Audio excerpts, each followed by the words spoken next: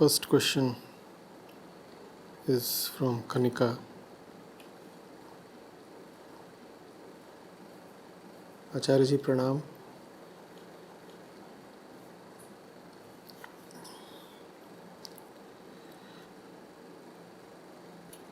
I read something from you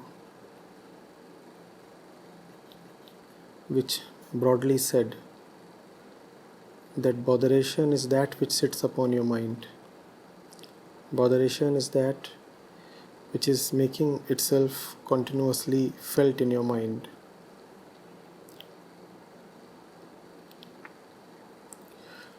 जो मन से न उतरे माया कहिए सोए.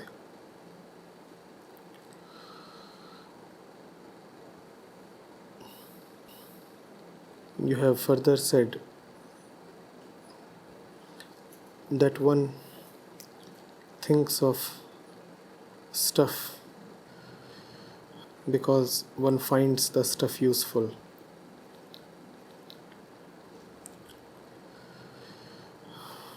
If it is found useful, it is present in one's life, and present in one's life, it becomes a part of one's identity.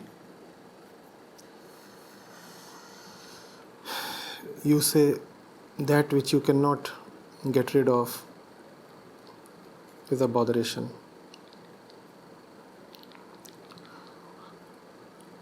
So Acharya ji, there is something that I am deeply identified with since many years. I am unable to get rid of it. I am not able to go past the notion that I am an introvert. Though, upon observation, I see that I am only selectively introvert. This botheration is becoming a hindrance at work for me. How do I break this pattern? Deepest gratitude, Kanika. So, you have already done a favor to yourself, Kanika, by seeing that you are selectively introvert. And when you have seen that you are selectively introvert, it means that you know that your introversion is a choice. Selection implies choice, doesn't it? You choose where to be an introvert and where not to be. So, there has to be a premise behind the choice. There has to be a criteria. What is the criteria? Obviously, the criteria relates to one's assumed welfare. One says, I'll be an introvert where it is beneficial for me, and where it is not beneficial, why be an introvert? It's a role that one plays. It's not an obligation, it's a choice. One says, at this moment it is beneficial to assume this particular character. Is the benefit there? Really there? That's what you need to ask. Are you really being benefited by playing this character? If yes, then by all means continue. If no, then just stop.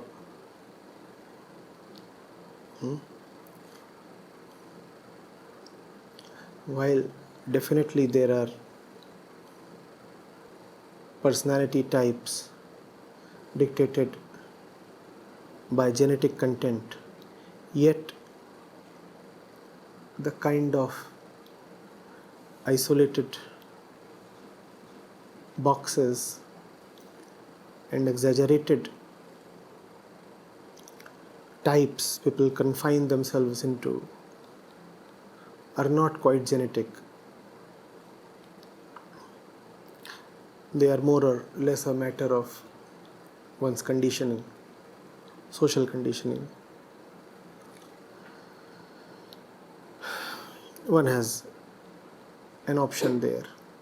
Even when it comes to genetic predisposition, there is still a degree of choice present. That choice is exercised. It's just that most people exercise that choice unconsciously. And also most people are not honest enough to admit that there does exist a choice. They say, oh, I am an introvert. It's not that I'm choosing to be an introvert. They say, oh, I am an introvert, as if introversion is a feature or property of the true self, the Atma. If you are the true self and parallelly you say you are an introvert, then what you are saying is that introversion or an extroversion and such things relate to the true self. Obviously they don't.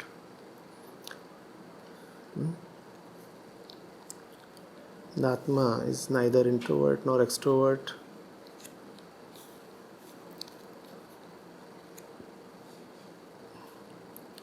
It does not belong to any of the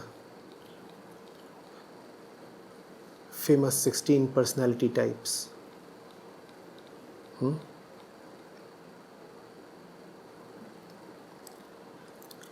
What you call as your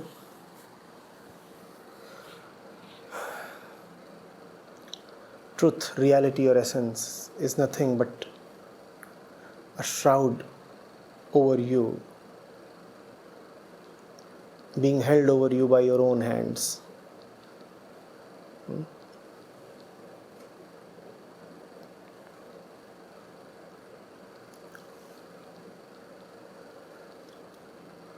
Like a quilt that you have put over yourself.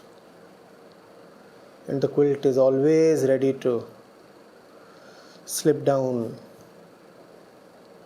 slip away. But it won't fall down because you're holding it, you're clinching it with your two hands. Not only is the shroud not your real face, it is also not accidentally over you. It is deliberately shrouding you.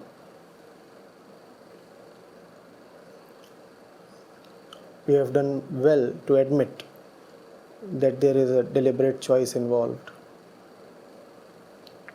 Now, go a step further and see what that choice brings to you. Does it bring peace? Does it bring reality? Does it bring fearlessness?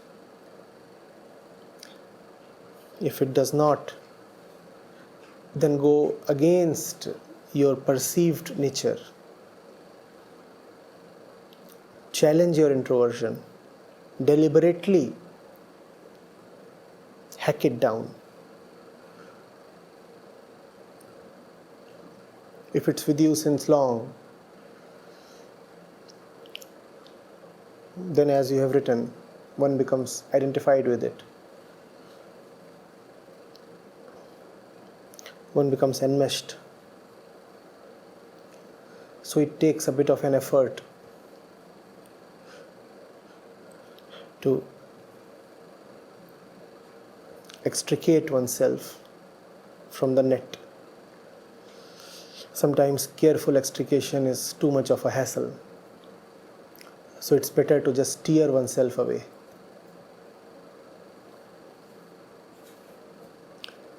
Either method might work. If you are someone who doesn't want too much pain, then go about the business carefully.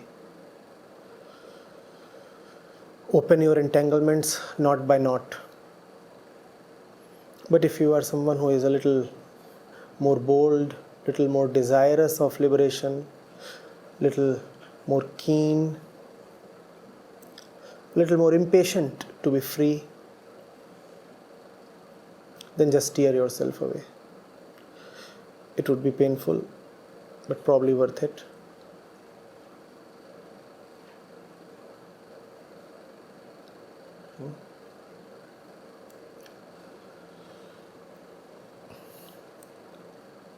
These are not just incidental descriptions or labels that we put over ourselves. Somebody is ambitious, somebody is an extreme, somebody is liberal, somebody is moderate, introvert, extrovert.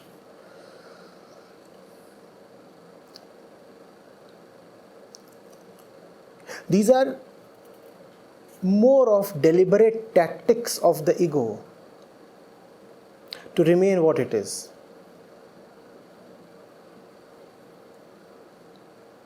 And we find ways to somehow justify being what we think we are. So, why do you get so easily hurt? Oh, I'm a Piscean. I'm a Piscean. I'll again ask. On one hand, you say you are the one great true self that is not affiliated to anybody or anything or any name. And on the other hand, you become a Scorpio or a Piscean or something else or whatever. And once you become that, then it becomes more facile for you to stick to some personality trait. Right? It's easier. Why are you so emotional? Oh, but I'm a woman. Now, is the emotionality really because of your body? When you say you're a female, that's what you mean, right? A body. Is it really coming from the body? Or is it just that it brings you certain benefits, so you don't want to drop it? It brings you certain benefits, so you want to play the role of an emotional person. And to justify being emotional, you say, oh, but I'm a woman.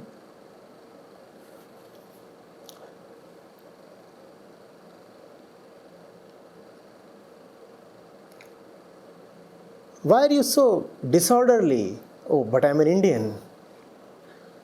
What kind of response is this? What kind of response is this? And I have seen Indians take pride in the squalor and chaos that we see all around. You see, this is what makes India special.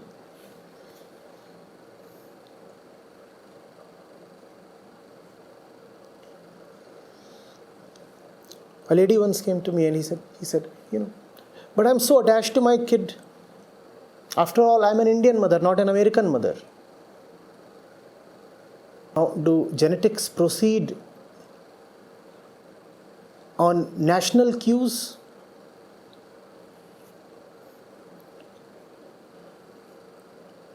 Are you trying to say that genetics have a national basis as well? No, it's just that the behavior that you display brings some perceived benefits to you. And to justify those benefits, you come up with some kind of an explanation. Why are you so rash? Because I'm a teenager. Why are you so shy? Because I'm a village girl. I want to ask, is this really so necessary? Is it really so definitely concurrent? A village girl has to be shy. Does the identity really have to exist? A equals B?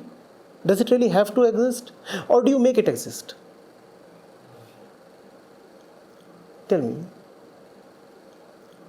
Why do you eat meat? I'm a Muslim. Muslims are supposed to eat meat. Does that have to be? Or do you make it happen?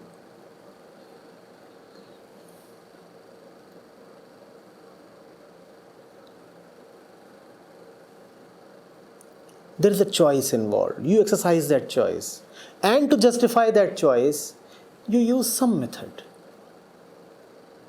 some alibi.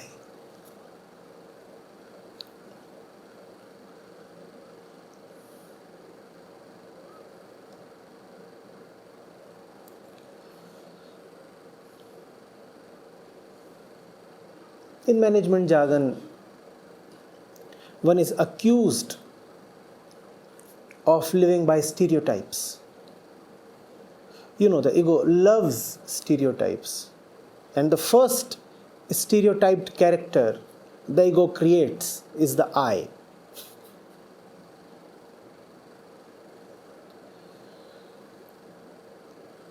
I am this way. I'm this way.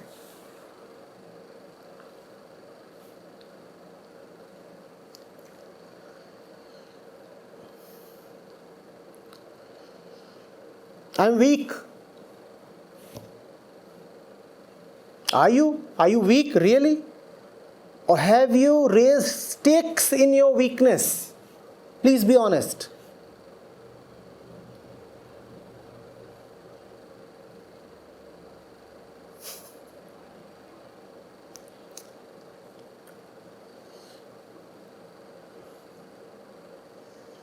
To make things worse, there are now theories that want to make use of auto-suggestion. They say you can program your own neural system to feel like what you want to be. So you can keep telling yourself, I'm strong, I'm strong, I'm strong. And through various kinds of methods, you can program your own mind.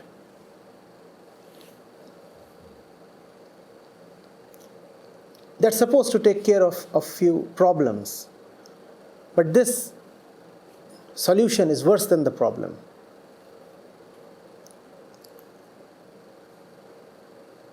At least when you were subconsciously choosing an identity, you had the option of consciously rejecting that identity. Are you getting it? When the choice is subconscious, then it can be consciously removed. Now when you are being asked to consciously choose a different identity, maybe an opposite identity, how would you now remove it? Obviously, removal is still possible by being at an even higher level of consciousness, but now it becomes even more difficult.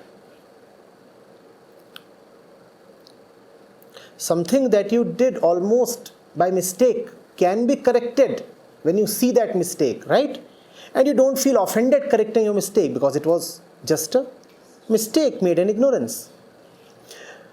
But don't you know that you find difficult to reverse decisions that you made consciously? Does that not happen with you?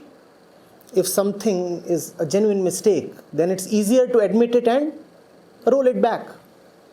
But if a decision was taken after due deliberation and conscious thought and planning, then is it easy for you to reverse it? It's not.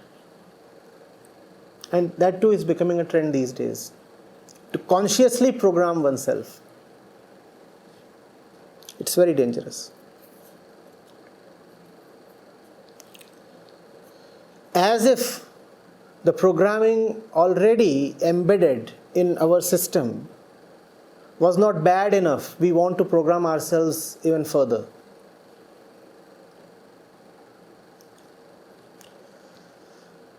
I assure you, Kanika, none of the descriptions we attach to ourselves have any substance. When the I itself is insubstantial, how can I am X be substantial? If your existence itself is not really true, then how can the name of your existence, the description of your existence, the stories related to your existence have any value? But the more you decorate the non-existent, the more solid becomes its claim on existence.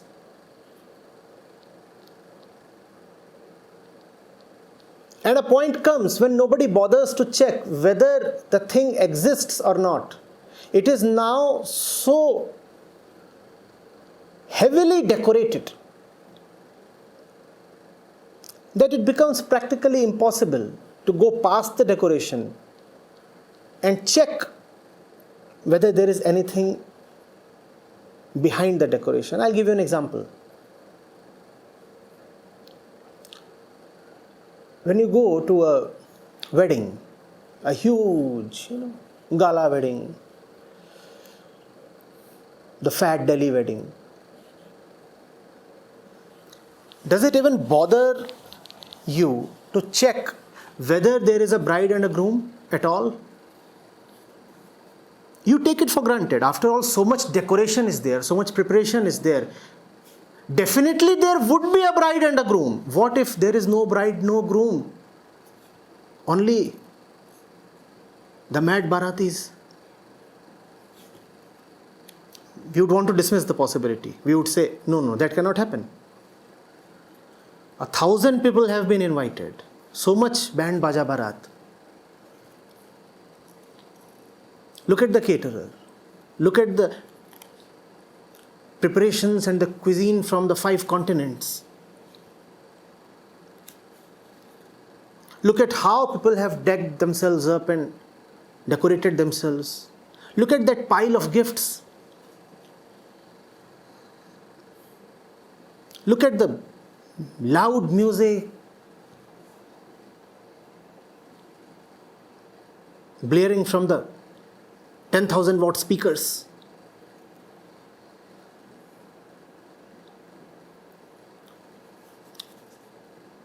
How is it conceivable that all this has nothing behind it?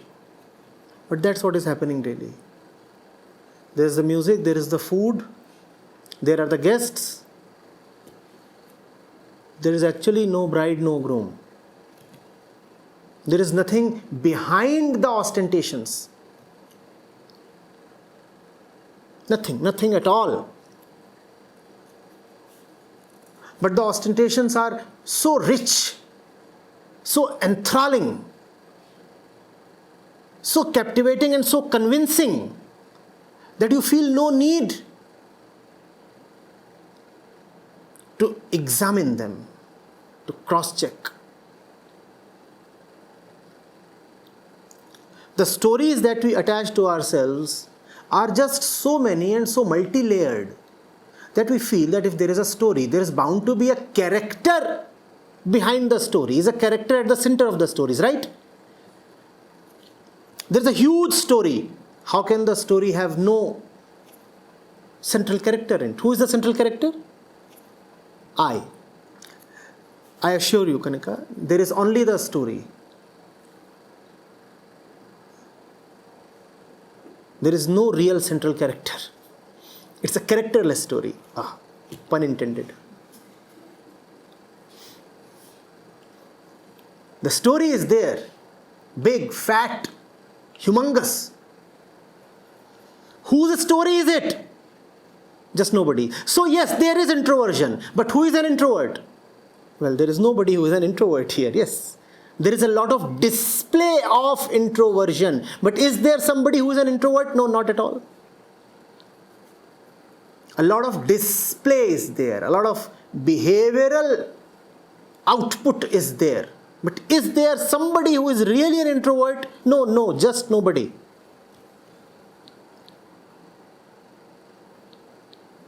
So you can bring me proofs of the introversion. I'll agree to them.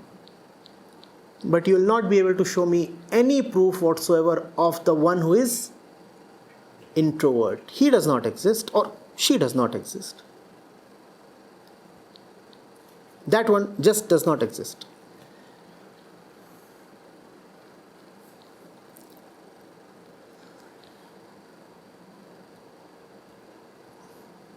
You know of the classical example of the onion.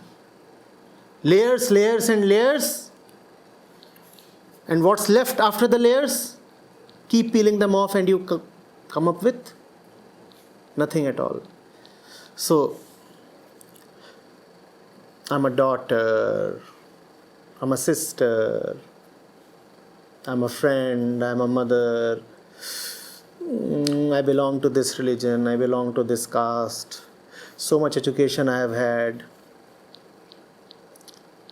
I'm an introvert. Keep peeling off the layers.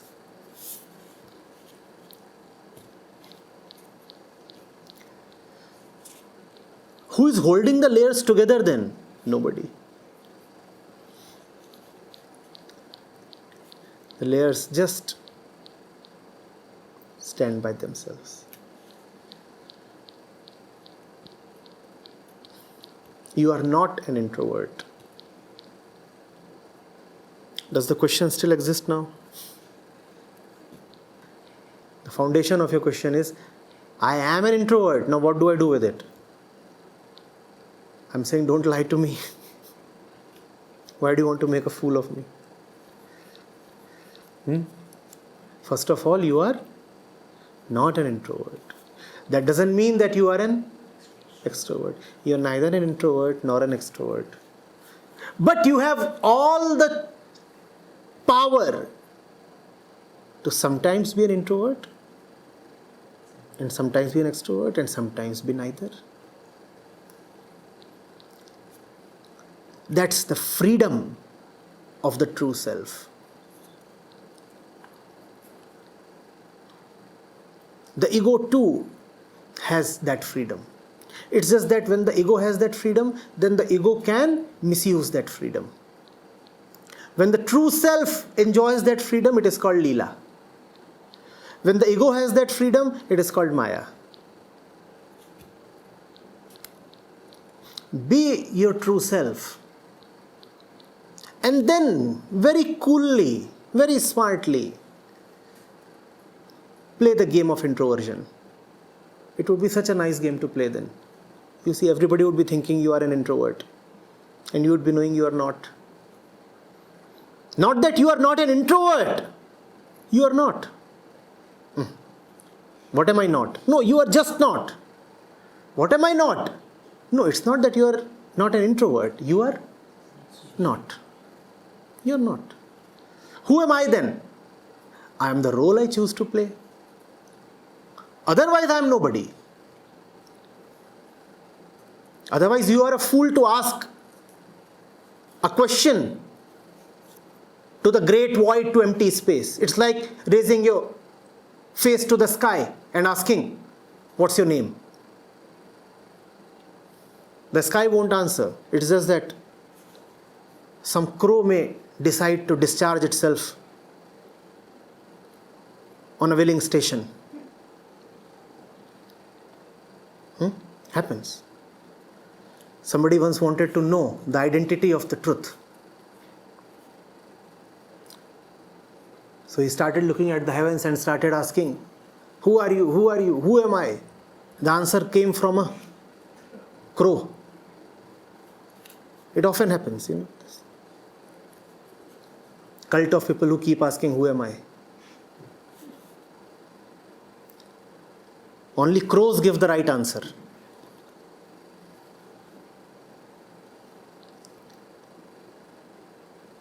So who really am I?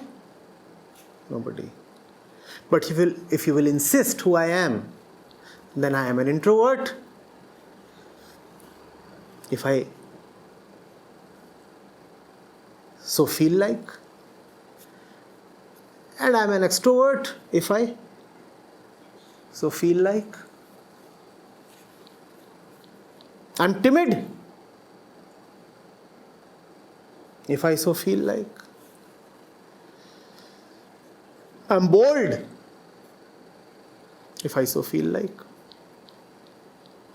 What is it that I cannot be? Is there anything in the universe that I cannot be? The universe is nothing but my free expression. I am all and everything because actually I am nothing. So it's okay. I am an introvert because I am not an introvert.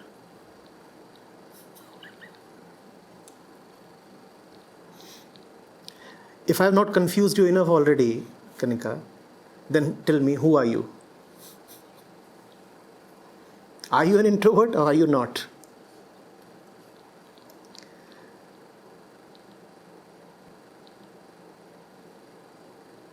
That's right. You should not answer.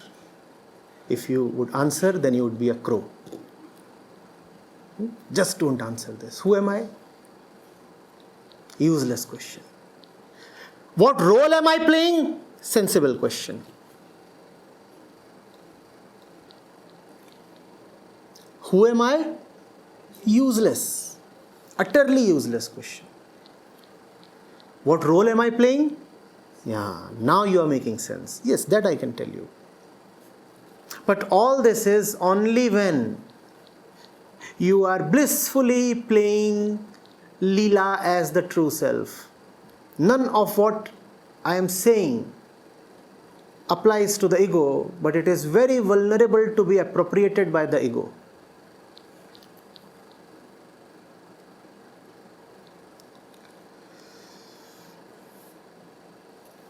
It's just that the ego has no real freedom. The ego will not say, I am choosing to be an introvert. The ego will say, I am an introvert. And that brings misery to the ego. There is no harm in being somebody, but there is definitely a lot of helplessness in compulsorily being somebody. Do you get this? Who am I right now? The speaker. But I would not be enjoying it if I were compulsorily a speaker. I am this. I retain my freedom to be that. Because who am I? Neither this nor that.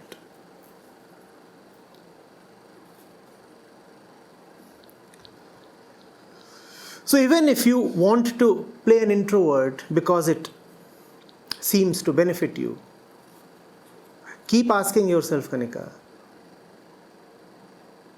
every moment, has it become a liability with you? Has it become an obligation on you? If it is an obligation, then you should be a little afraid. Any role, if it becomes obligatory, must become a cause of concern as well. It already is a cause of concern.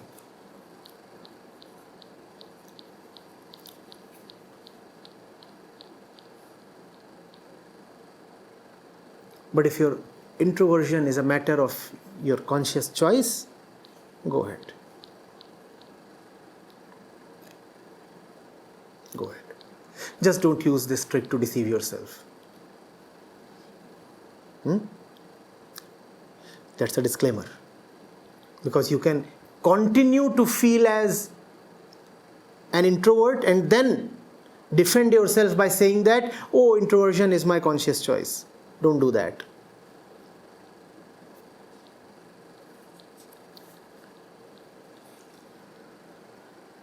Switching from one role to the other would always be a little troublesome. Even the best of actors have a bit of a problem very quickly switching from one role to the other. It happens in plays. In one act you are playing one person or one mood, one shade.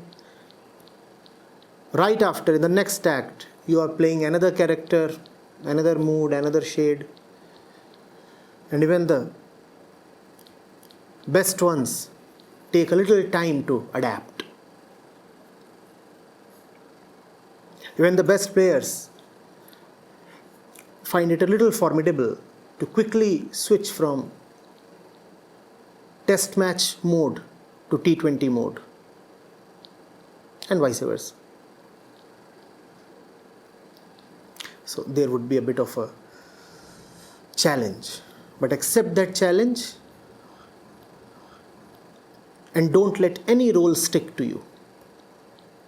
Challenge it down.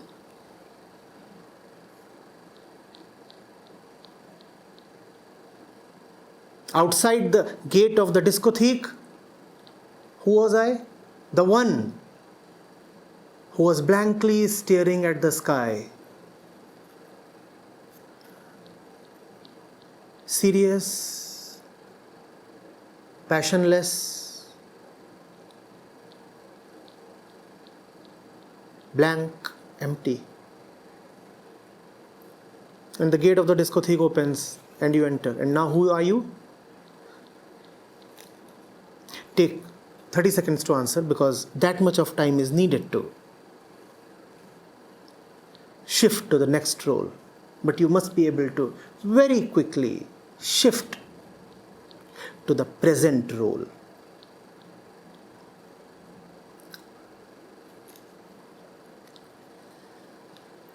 Who are you now? Now you are the cat on the dance floor.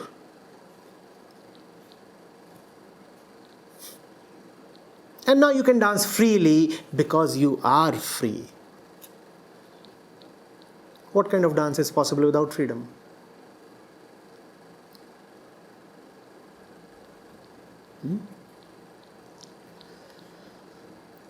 So joyfully go on playing your introversion if that's what you want. Just don't be an introvert. Always remember that you are not.